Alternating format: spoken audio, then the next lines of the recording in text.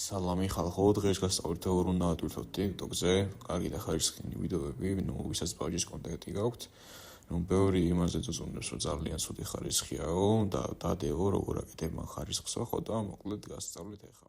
შევდივართ კავკასში და ვაწვევით adjust. მე გავდივართ brightness-ზე და ვუწევთ 9-ზე. კონტრასტს ვუწევთ 3-ზე და ეს შეგიძლიათ ბოლომდე საუწევთ, მაგრამ მაინც გიჩვენებთ, რომ 35-ზე დააყენოთ.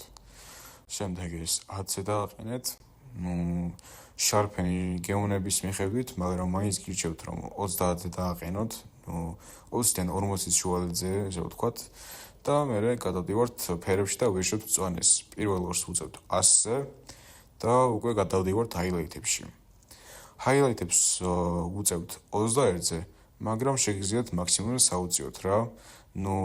დაბალანსება შეგიძლიათ, მაგრამ ძალიან თუ აუწევთ, მერე იკაშკაშებს რა. ძალიან განათებული იქნება.